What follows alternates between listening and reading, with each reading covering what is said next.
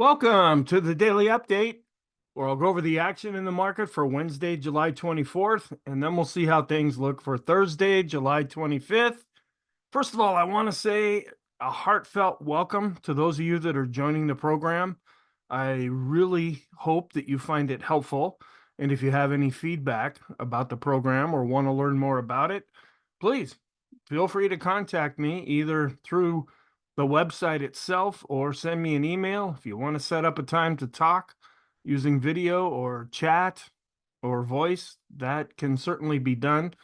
But these are interesting times on many different levels, especially in the stock market right now, where we had a pretty severe down day, one of the bigger down days than we've seen in a while. Of course, you could say we haven't seen these levels since yesterday, but at the same time, because I don't really go with this highest level since 2022, highest level since 1843, I don't get into those kinds of analysis or ways of trying to make comparisons because the context is usually quite a bit different. But anyway, we saw a pretty severe decline with the large caps, the mega caps, the semiconductors.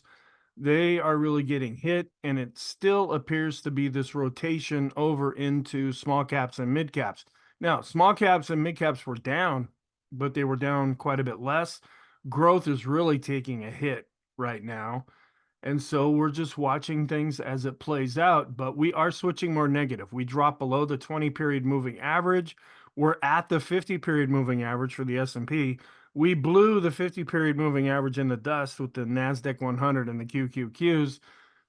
We'll have to see. The S&P is a broader index than the NASDAQ 100. Are we going to be able to find some support off of this? But in the meantime, we've now switched to negative. As I said, in the short term, we're turning negative in the intermediate term, and things are kind of playing out on a seasonal basis the way that they typically do during this time of the year. But we're in the bigger picture, though, we're still looking positive. It looks like more than a pullback. It actually looks like a decline. But if we start to fall below the 50-period moving average, then things are going to look even more severe from here. But we have to go with what our charts are telling us. I do have a thing that I referenced right at the beginning called the SPXInvesting Program. It's free in July. I'm going to be locking it down in August. And even that will include a 30-day free trial. But there are things that I want to roll out that I don't necessarily want to make public, that I'm going to be rolling out in the program itself. I'll be doing that after I'm able to lock things down. It's more of a logistical thing right now because I'm not living in the US, even though I'm an American citizen. I'm from the Seattle area, but trying to set up all the payment structure and everything because I'm living in a sanctioned country right now, it's a lot more difficult than you would think.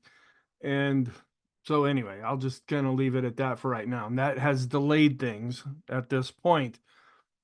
There are links in the description below this video that not only take you to the website, but will also show you more about the program through some videos that I've uploaded. And here is an email address if you want to contact me that way. And the daily video that I do, that's the real foundation of my analysis. All the other videos that are typically weekly videos, those are just meant to augment the daily videos. All right, let's go back and talk about what happened. And the futures were looking quite negative. It started after the close on Tuesday, when especially Tesla came out with their earnings, Google came out with their earnings, and they were not well received. The futures just started chopping lower, and we got lower and lower until the open. So we did end up having a pretty large gap lower. We dropped below S1 at 55.42. We were below S2 right off. We just opened below these levels at 55.30. And then we fell below S3 at 54.95. We even got down and dropped below S4, which doesn't happen very often, at 54.61. I don't even know what S5 is. You might if you deal with the Forex market, but the software that I have, it calculates R1, R2, S1, S2, and that's as far as it goes. If we start hitting R3 or S3, then I have to break out the pivot point calculator. And it also calculates up to R4 and S4, but there's no S5 on this particular calculator because we rarely hit those levels. Then prices just kept declining. We just were not able to really find support. We slowed down a little bit, but we still kept falling, and we closed at the intraday low. We were down 2.31% on above average volume. So it was a hefty down day any way you look at it. We are now negative in the short term, turning negative in the intermediate term, but at support. We're still positive in the long term. We're going to get some inflation and interest rate information. GDP, the advanced report, is going to come out on Thursday. We're going to get the core PCE on Friday. We'll see how the market takes that information. Is good news and bad news, or is it the other way around right now? And then, of course, there's all the geopolitical things going on. There's wars. There's all the things going on in the US concerning the presidential election. And this is probably going to be the norm as things pretty much will stay crazy and may even get more crazy going forward from here.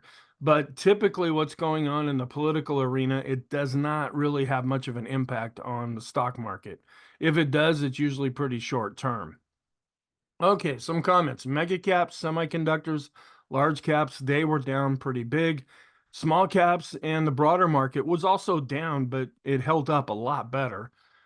The reports that came out concerning earnings from Google and Tesla, this set the negative tone right after the close on Tuesday, and we're down at the 50-period moving averages. Now, the reason I say that in the plural sense, I use a simple and an exponential moving average together because I'm always asked which one's better, so I use them both. They both have their advantages and disadvantages, where most folks tend to rely on the simple moving averages. All right, we're now developing a list in the short term of extreme negative readings. The VIX, which has really been shooting up, and we measure this using the RSI based on 9 periods, it's already extreme. The Stochh RSI, the Williams percent R, the CCI 14 and 20, the stochastics, and the boom indicator measuring that we've gone pretty far away from the 20-period moving average. So we've gone from pretty much having no list to now having a list. In the intermediate term, we're still looking positive here. This 10-day moving average of the new highs and new lows for the S&P, you could actually possibly even stick this over in the long-term category. It takes a while for this to really adjust, but the fact that we're extreme positive with this, even with the down day, even with the weakness that we've been seeing, that just means that we're not falling apart necessarily under the surface inside of the S&P. On a long-term basis, we're still looking extreme with the 200-period moving average. Even with the pullbacks that we've seen so far, we're still looking good in the long term. There's really been no change to the current scenario that the market is really thinking that they're going to cut interest rates in September. So maybe we'll get some more clarity with the economic reports coming out on Thursday and Friday. The dollar was down and interest rates were up. We closed at 4.29% with the 10-year yield, where we had been at 4.24%. And we're still inverted with the yield curves. And I actually have a chart to show you because now folks are trying to say, okay, it's inverted, but it's the least inverted that it's been since 1792.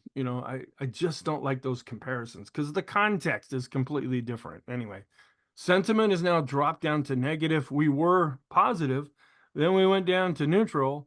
Now we're dropping down to negative at 41, where we had been at 56. We are now looking at a negative trend as far as the ADX, our average directional movement charts. The red line has now crossed above the green line, both in the short and intermediate term. It's still a weakening trend as the ADX figures out, okay, what's the next trend going to be? Is it getting stronger or is it getting weaker? We're below the moving average. We're below 40 now, but we are looking at a negative trend. With the down day, of course, our bias is negative, and that's what bias is. Usually an up day is positive, a down day is negative for the bias. And then I take a little bit longer look at momentum. What's the last 2, 3, 4, 5 days taken together? And that is now switched over to negative. It had been positive, then it was mixed. Now it was mixed to negative. Now it's just flat out negative. Okay, we did get a whole slew of reports. I only have a couple of charts to show you because a lot of the reports are not really big they don't have a big impact on the market. Every week we look at the weekly MBA mortgage applications. They were down 2.2%. Last time they were down 3.9%. This is one of the charts that I won't show just because it's interesting to know the numbers, but doesn't have that big of an impact. The advanced international trading goods came in at minus 96.8 billion, less than the minus 99.4 billion that came out last time. The advanced retail inventories were up 0.7%. Last time they were up 0.6%. Wholesale inventories up 0.2%. Last time they were up 0.6%. The global U.S. manufacturing PMIs under 50. That's the takeaway from this. We did have a report last time at 51.6. That means slight expansion in the economy. When it comes in under 50 at 49.5, that means contraction is now happening. And then the services PMI, this is looking stronger, where we came in at 56. Last time it was at 55.3. So the services sector of the economy is showing expansion, where the manufacturing is actually showing some contraction here. And then new home sales were down. Well, it was weaker than expected. They expected 640,000. We ended up seeing 617,000, and even lower than the 621,000 that we saw last time. Okay, here's the weekly chart of the mortgage applications, where we did see a decline from the previous week. We like to keep an eye on this. This gives us a little bit more real-time look at what's actually happening in the whole housing sector. And here are new home sales, pretty much flat when you take it on a seasonally adjusted basis over here, but we have been contracting. And then we look at the 3-month average year over year, where it's also flat for the time being. So even though we saw this weaker than expected, when you average it out and also look at it on a yearly basis, it's still not showing a really big change right now. Then some charts from IsabelNet, the truck tonnage index. Okay. We've been seeing for about a decade here where this gold line, which is the truck tonnage index, has been pretty much going in tandem with the S&P 500, which is the purple line. There was a real disconnect during the whole COVID lockdowns, and they've never really come back closer to each other. This has been just kind of meandering sideways, where the S&P has been going up. This is a long-term chart here. We're seeing this negative divergence. We don't know if I wouldn't necessarily read a lot into this. This is just something we want to be aware of for right now, showing that there is some negative divergences between these two charts, where before they used to move more together. Then looking at the rolling 4-week average, they've been negative since March. So we're seeing money coming out of the market. These are Bank of America clients.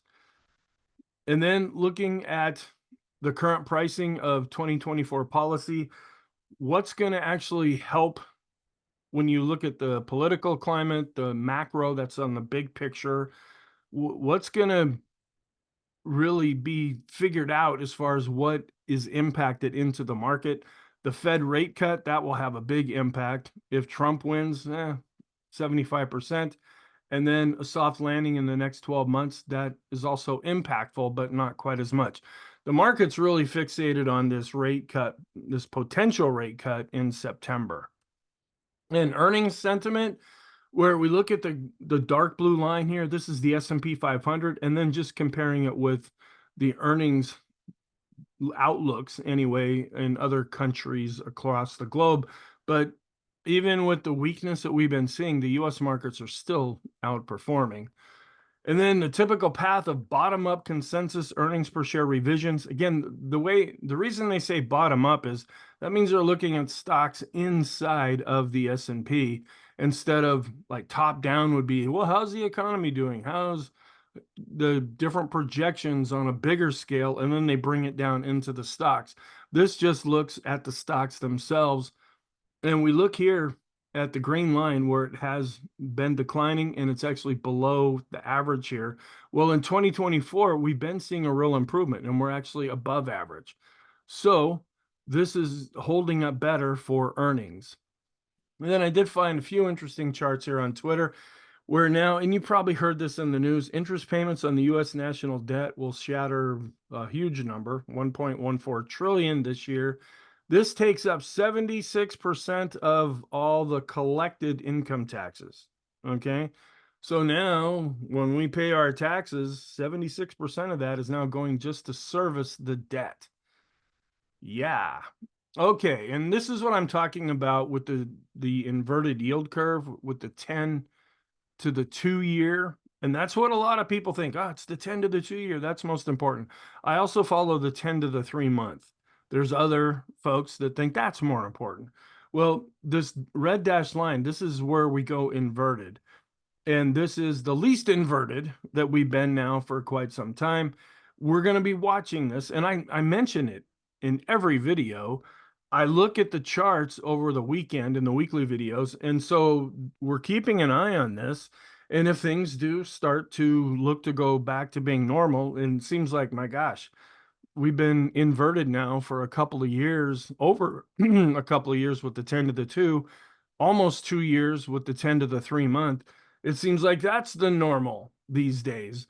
But what typically happens here is when they go back to looking normal, and we're seeing some potential weakness in the employment situation and possible rate cuts, and that's what may shift this back to being more of a normal yield curve. That's when we will often start the countdown. Now, it's only an average. We may not go into a recession, but it's usually 5 to 6 months or so after these things go back to being normal again is when a recession will often start. There's evidence to suggest, yeah, we may go into a recession. There's other evidence to suggest, no, we won't. And right now, it looks more like a monthly video that I do on the website where I give updates on different charts. And you can make a case for either side. That's really what we do. And my analysis is, I'm not, there's people out there saying, yes, we're going into a recession. No, we're not. Okay, fine. What we do is we look at the evidence and say, okay, we're watching both sides and just see how this plays out. You don't have to necessarily take a stance on this. We can just observe it, watch it, see it when it happens, and then adjust things accordingly. That's kind of my whole approach. And this is a concern for a lot of folks. Folks are having to live off their credit cards just to buy groceries, just to do regular things in their life. And there's supposed to be this great economy that we're in. Well, that may apply to Wall Street and what's going on in the stock market. And people are pretty happy with their portfolios and their retirements and their 401ks. But day in and day out, life is a real struggle economically right now. And we're seeing a real pickup in past due 30 days, 60 days, even 90 days. These are all going up right now as folks are finding it pretty difficult to make ends meet. And this is also going up here. This is the transition into serious delinquency. This is 90 plus days for credit cards, and then it breaks it down according to age. So no age group is pretty immune at these times. Of course, it's the younger folks that tend to, what, credit? Wonderful. Buy now, pay later, maybe pay never. They tend to have to learn this lesson the hard way first, but all of these groups are feeling the pinch currently. All right, and then this will end up going over into the seasonal section that I go through at the end of the video. This is looking at August. Stock Traders Almanac, Jeffrey Hirsch did post this on Twitter just to say, okay, well, we had a 50-50 chance of July being up. Well, let's look at August now, going back to 1950 during an election year. We are up more than down, and we have a 3.2% average. We're up 11 out of 18 times, where we're down 7 out of 18 times. That's for the S&P, and we have a return of 1.3%. So things do look a little better in August. And things were going great earlier in July, but we hit that seasonal pattern where things have started to look weaker. At least that's been how things have played out over the last few trading sessions. Now we kind of flatten out and look a little better going into the end of the month. We'll see how that goes. So here's our intraday chart. Huge gap from Tuesday to Wednesday. We were below S1, S2. We actually opened down at S3. That's where I had to break out the calculator. We went all the way down to S4, tried to set up some kind of a base, but really no bounce at all here. So then we just drifted down below S4, maybe S5's down here somewhere, but where we closed is pretty much at the 50-day moving averages for the S&P. And just looking pretty bleak here. Not much of a change in the initial overnight session. Again, we were virtually unchanged. We're not seeing really any kind of an initial bounce there. And we were down both with growth and value intraday. It looked like the blue line, which is growth, was showing a bit of an improvement. Well, that was taken away on Wednesday. And we saw the growth to value ratio for the S&P really decline. Our end of day charts. Look at this. Growth was down 3.72%. Value was down, but a mere 0.28%. And for the mid caps, growth was down more, and even for the small caps. But you notice the percentages are smaller. So the small caps and mid caps held up a bit better. And I'll show you that when we get to the charts. But when we look at our end of day growth to value ratios for the small caps, just going down. Also with the mid caps going down and with the S&P back to going down. And the growth of value ETF, it actually ticked up just a little bit here. So this is calculated in a different way. These are ETFs, they're balanced differently. And I like to get a lot of different looks at growth versus value. And so this actually is showing a bit of an improvement. Okay, we look at discretionary to staples, declining. Not necessarily a surprise there. Large cap growth, the ETF is now dropping below its 50-day moving average. So that part of the market is not holding up right now. And when we do the ratio between large caps and small caps, this is going down. That means the small caps are holding up better. The Wilshire coming down to its 50-day moving average. So we're going to see through the charts here, there's a real coming together of possible support levels. And it's not a surprise, even in positive markets. We come down to the 20 period, okay, come down to the 50. All right, now it gets a little more serious. And if the market's going to make a stand, it's going to need to make a stand pretty quick and try to bounce off these 50-day moving averages. Our trend is now negative. The red line just shot above the green line. Even though the ADX is declining, we're no longer above 40. So now we default over to a negative trend with the intermediate term average directional movement chart. We're also negative in the short term. Even though it's a weakening trend, the red line is now on top, so we are in a short-term negative trend.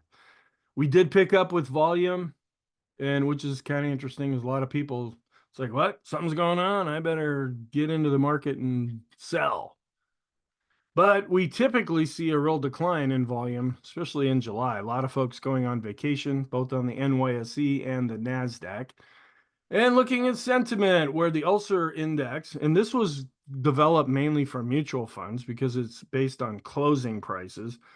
That's why it's a little bit more comatose at times. But when it gets above the moving average and is going up, that means there's real fear increasing. And we did get the latest reading, and I'm only going to show it in this video. From this point forward, I'll be just showing it in the weekly video because we only get updated with this once a week. But a week ago, they're like, fly me to the moon. We're at 4.31%. That's when we start to get extreme with the Investors Intelligence Survey. And so is it any surprise that we're starting to see a decline now? All right, the VIX is just shooting up here on a closing basis, also with the bar chart. And we close pretty much at the high for the session. When the VIX goes up, we also see the VIX of the VIX also going up as well, as volatility has been increasing. The momentum of the VIX, as measured by the MACD, is also going up. We're getting into the 18 range now, where we just kind of camped out under 13 there for quite a while. Well, we're seeing a lot of fear. When it gets above 20, that's when things are looking even more negative, at least on an annualized basis. And since we shot up, came down, we've shot back up, and now we're extreme with the movement of the VIX because it's been going pretty fast lately. And then this is looking at the VIX compared to the S&P. Now, this is before Wednesday's decline, where we had the AI mania. This is put out by Real Investment Advice. And the VIX is starting to go back up. Well, it's even into the 18 range now. And this is the seasonality that we've been trying to point out here.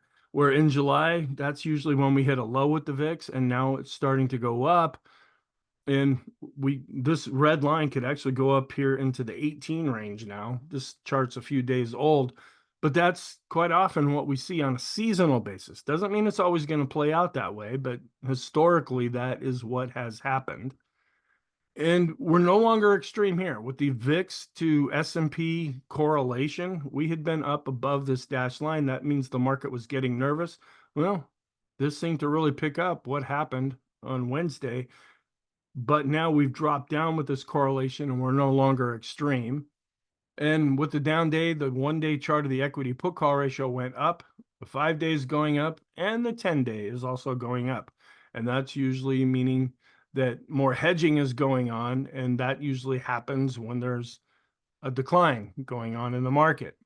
And then looking at the 5-day put call ratio, this is a daily chart. Again, this is before Wednesday's session, but this is continuing to go up. And this is pretty much the same chart that I show, but there's some markings here just to pick out different levels. Because the 1-day is pretty spastic. I've even found lately the 5-day a little bit too volatile. That's why I started showing the 10-day chart. It's like, okay, let's get some kind of a trend going on here. All right, and then volatility risk premium has really dropped off. It had been high, and then we started tanking lower, and we've really dropped off with this. But we really advanced with this fear gauge, and the other fear gauge really increased. So we are seeing across the board fear increasing in the market. The risk on to risk off ratio did really decline, but we're still more or less in this range that we've been in 2024.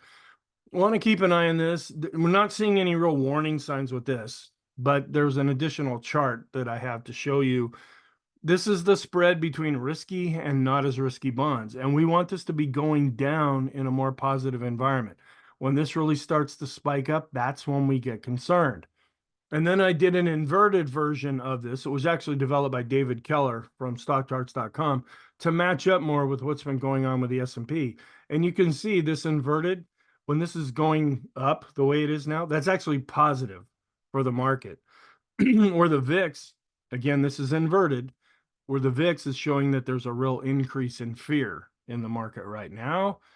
And this is the chart that kind of goes along with that. And the projections going forward from Goldman Sachs are predicting that this spread between the risky and not as risky bonds is going to continue to decline, and that is longer term positive.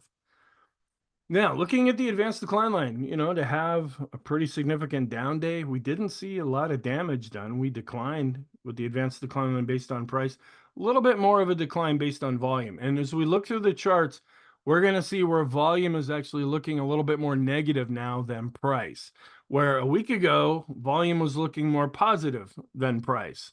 And that did end up leading price higher. We went and ultimately set an all-time high. Since those times, we're starting to see volume starting to lead price potentially lower. But when we look here, the new highs, new lows, yeah, there was still more new highs than new lows, a little bit of an expansion of the new lows. We dropped off, but this is still holding up.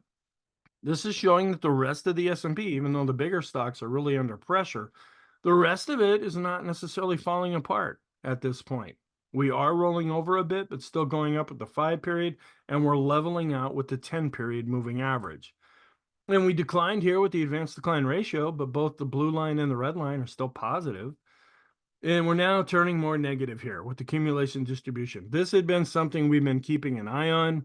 We dropped below the moving average. We tried to get back up to the moving average. This is a primary indicator that's one of 3 charts.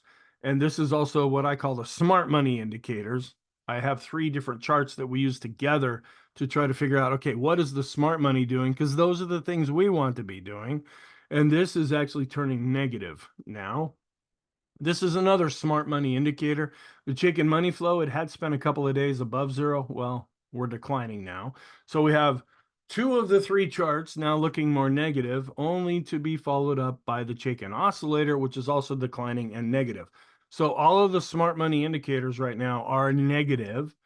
And we declined on a cumulative basis on the NYSE advanced decline line. We dropped a little bit below the moving average, but When you calculate the regular NYSE advanced decline line, it's like, yeah, had a little bit of a down day, but we're still well above the 50-period moving average.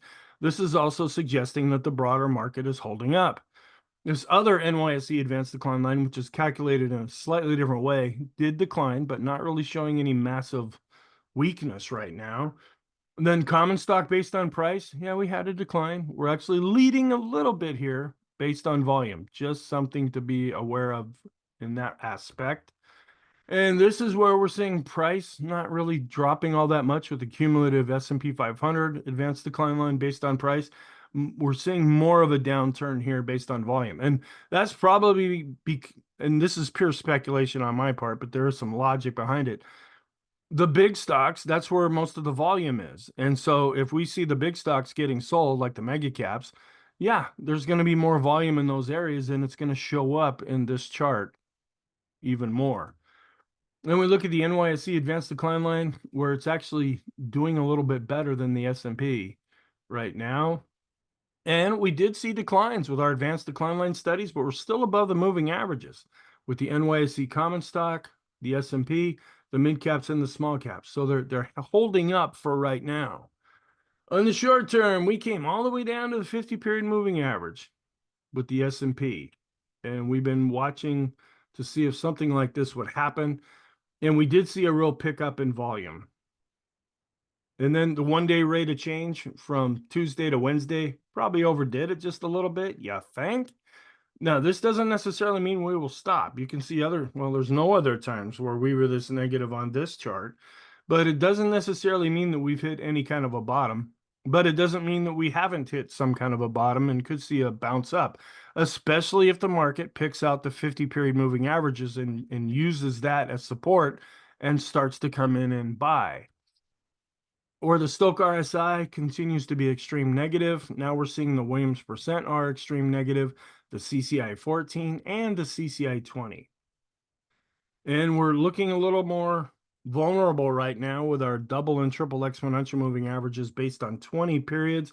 The green and the blue line are declining, and we're falling below both of those lines. And we're declining with the 20, 50, and 200 period moving averages on the S&P.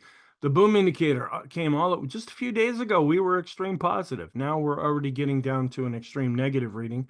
We are declining and coming down to the midpoint when we measure the distance from the 50-period moving average.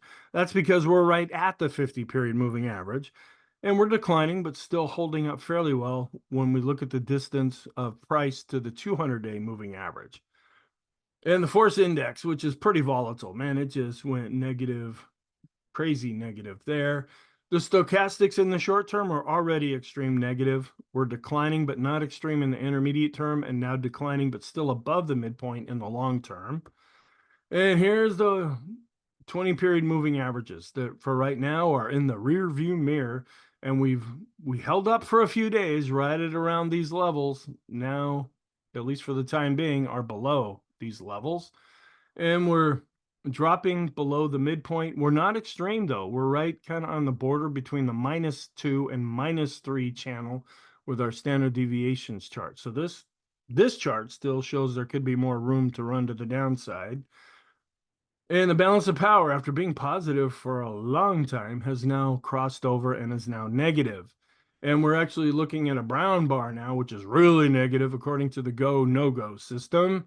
And we're dropping below the lowest low value. That's the red line here. And now the midpoint is starting to roll over, turning things more negative here.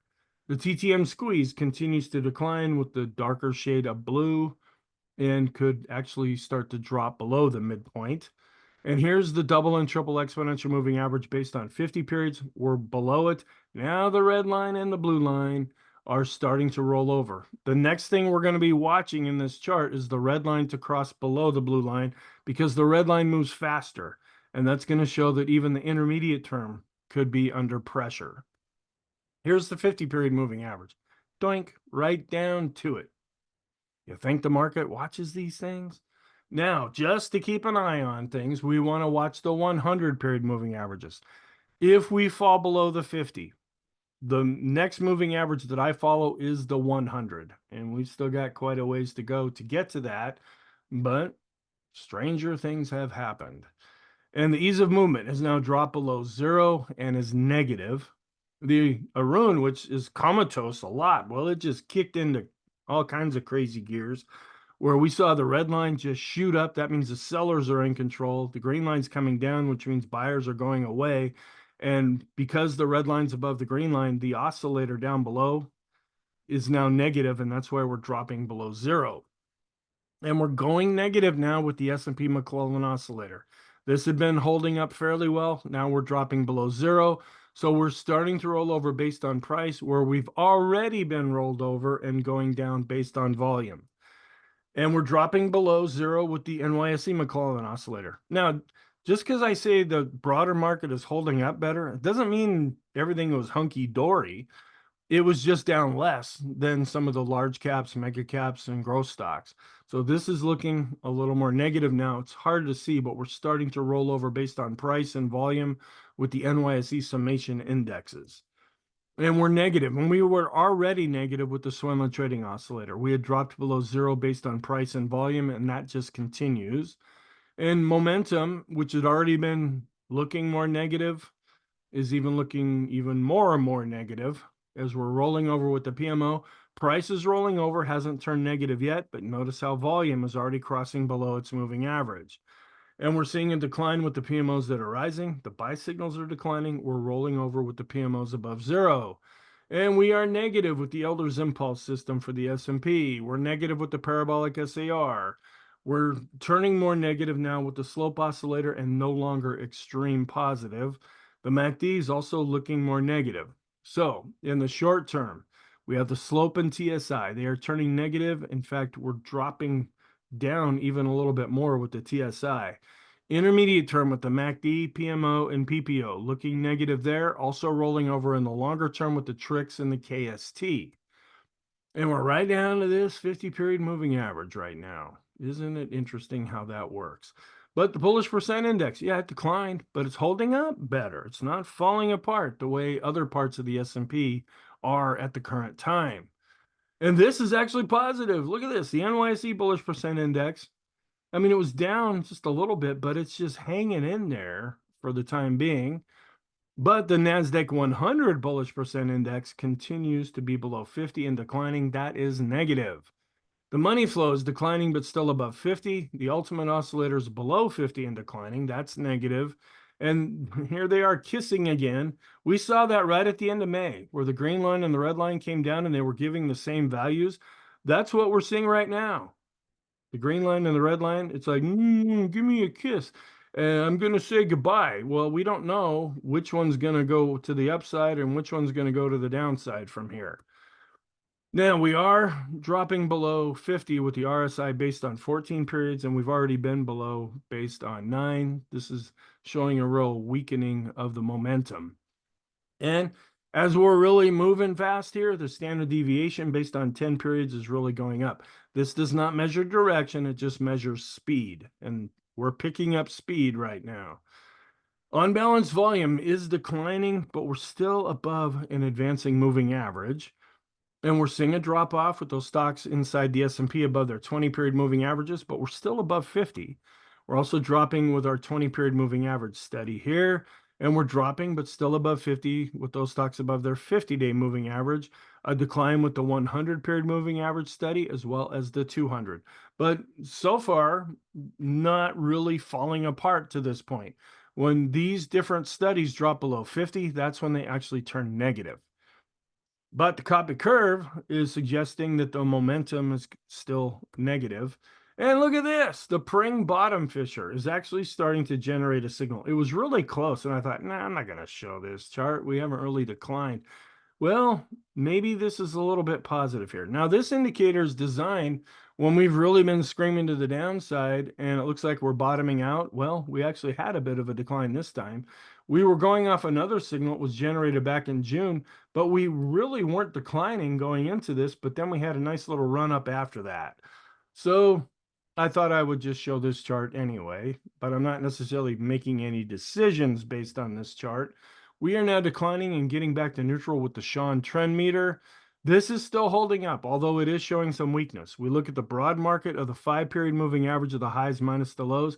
It's coming down, but it's still above zero.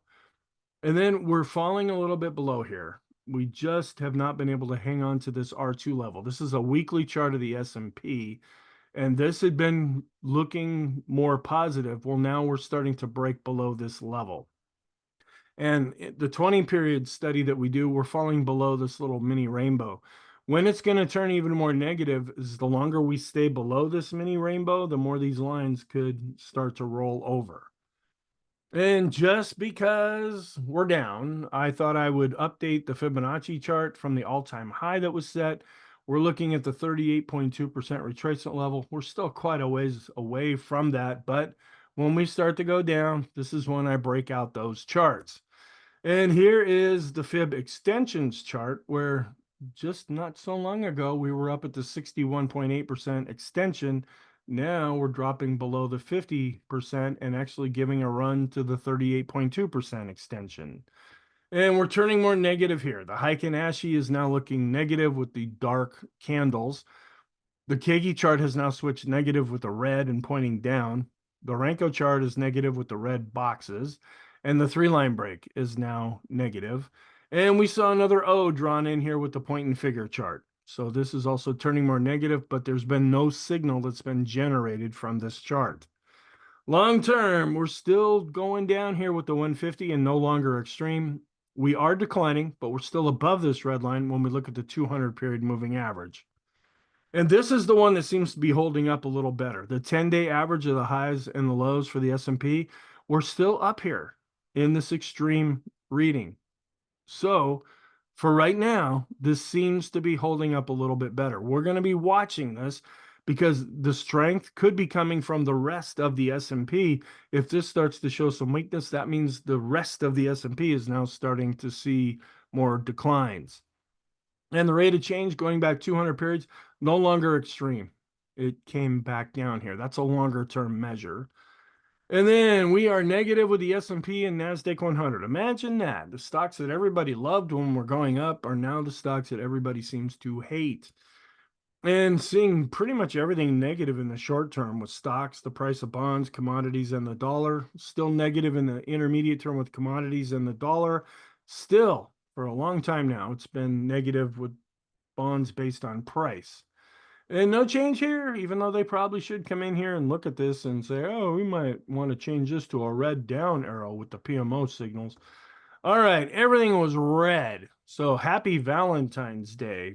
A lot of things that happened technically ended up being negative in Wednesday's session. No support was really found during the day.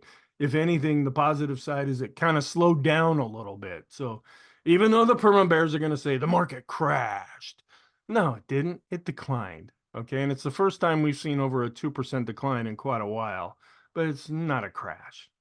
All right. There were two sectors that were positive: utilities and healthcare, which these tend to be defensive. They were up.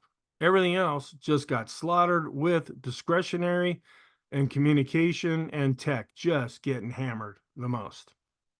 The areas that have really helped the market the most in 2024.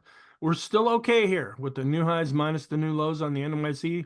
This is still above zero. This is the daily raw score, and the red line that I break out on a different chart. And that's not what I'm focusing on right now. I'm just seeing that from a day in and day out basis, we are still positive here. And the equal weight is now holding up a little bit better than the S&P 500 weighted index. And so we're seeing this ratio coming down as the big stocks are getting hit. The other parts of the market are going down, but they're holding up better. And the Dow, after setting a recent all-time high, came back down below this R2 level. It's still above this R1 level. It's still above its 50-day moving average. But the diamonds have gone from being neutral to negative with the Elder's Impulse system. The NASDAQ, we fell below the 50-day moving average here and below this pivot point. I was watching this, but we just left it in the dust. We just kind of waved as we went by this level, and there really was no attempt to bounce from that. And we're seeing kind of that same thing with the NASDAQ 100, where we actually opened just a little bit above the moving average, and then just boom, just went down from there. But there's times earlier in 2024 when it was the NASDAQ 100 that gave the market some support. Looks like that's not going to happen this time since we've already broken below the 50-day moving average. Now we're looking at the S&P to see if that support level is going to hold, and broader market measures like the Wilshire. All right, the Qs are now negative with the Elder's Impulse system. The momentum for the NASDAQ 100 is negative, and we're dropping down below this 23.6% fib extension level, as we're just seeing an awful lot of recent weakness with the Qs. And here it is, where we just came down quickly below the 20-period moving average, and now we've dropped below the 50-period moving average. Small caps, we're down 1.86%, which seems tame compared to the rest of the market. And so, yeah, they were down, but down less. And they still remain neutral with the Elder's Impulse system. And we're coming off with the Russell 2000 small cap ETF with the RSI. It's coming down after giving us a pretty strong reading. We're still above the 50-day moving average. The momentum is rolling over a bit here, but it's still positive.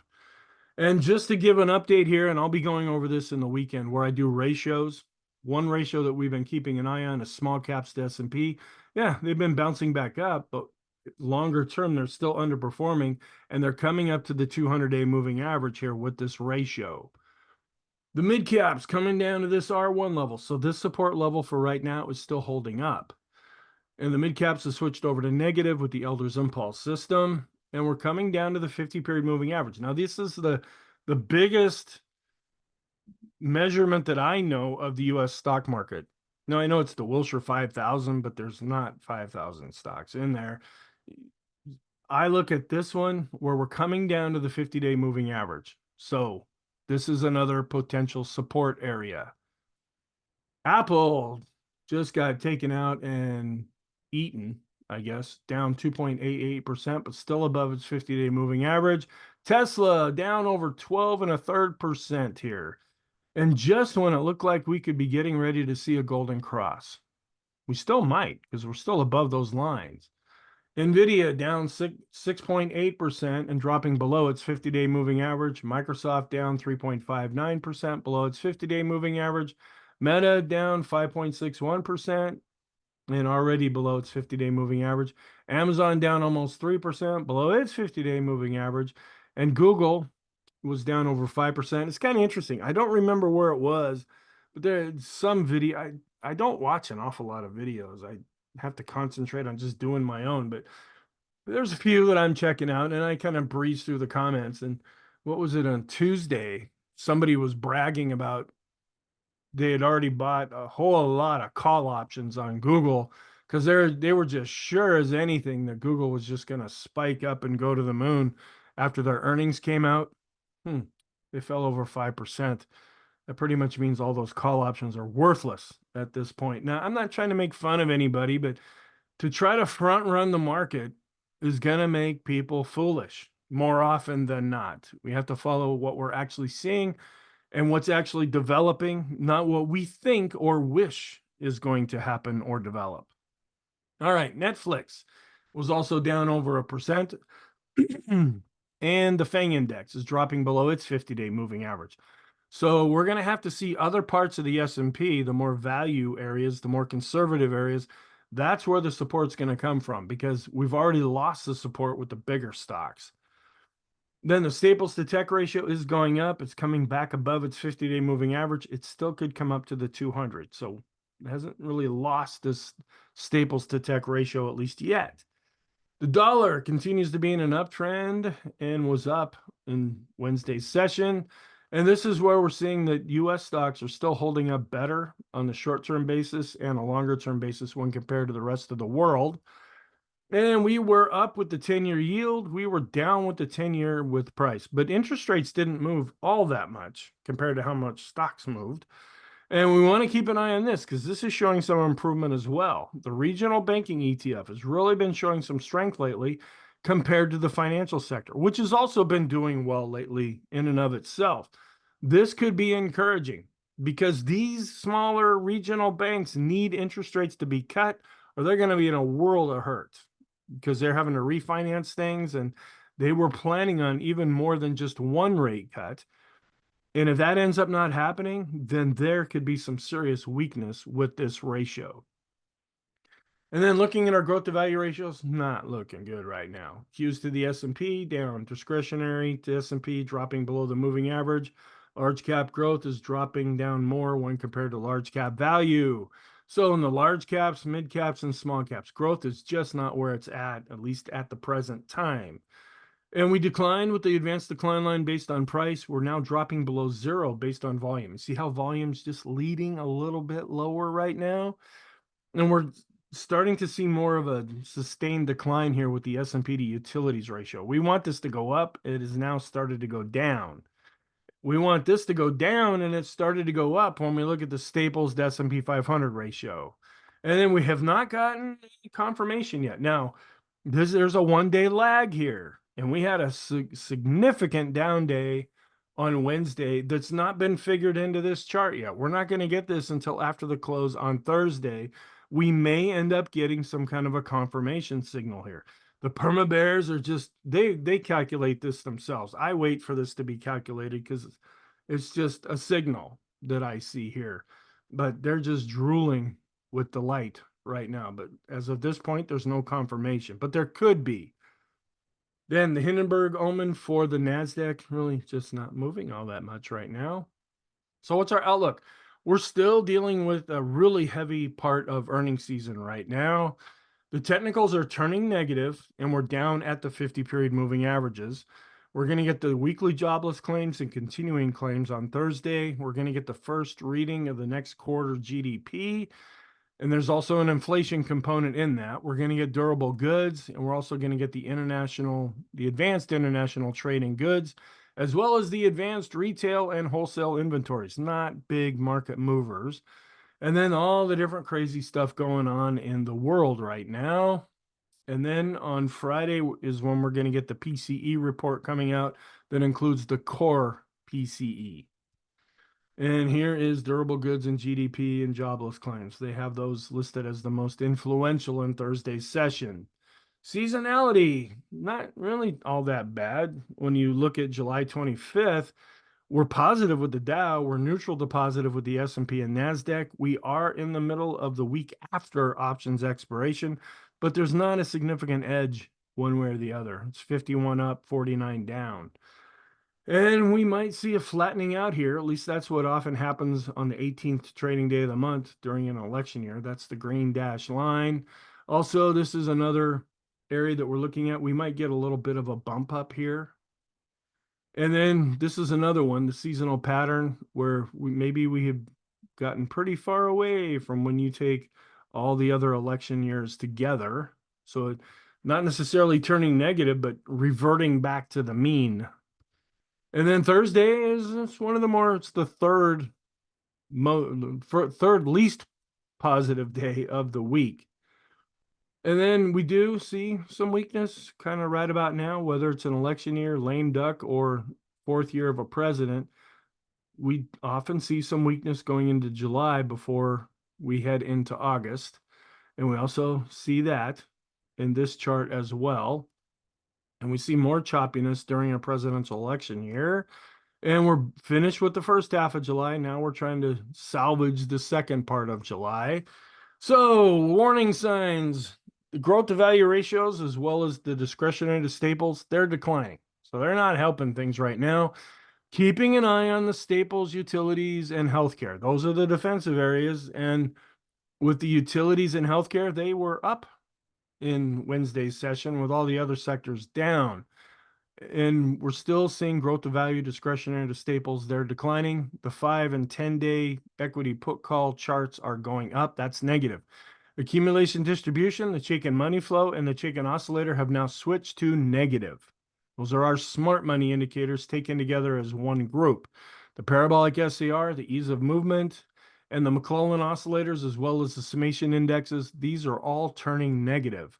The Swenlin trading oscillator is negative. The oscillators are negative. The ultimate oscillator and the Copic curve is negative.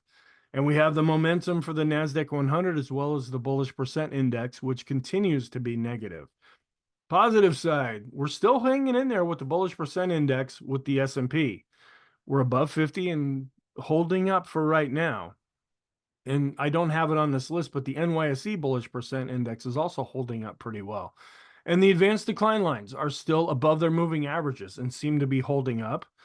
The money flow is still positive, but it is declining. The vortex, it's right at the red line and the green line are right at each other now. And the bullish percent index for the NYSE is positive, and the financial sector is positive.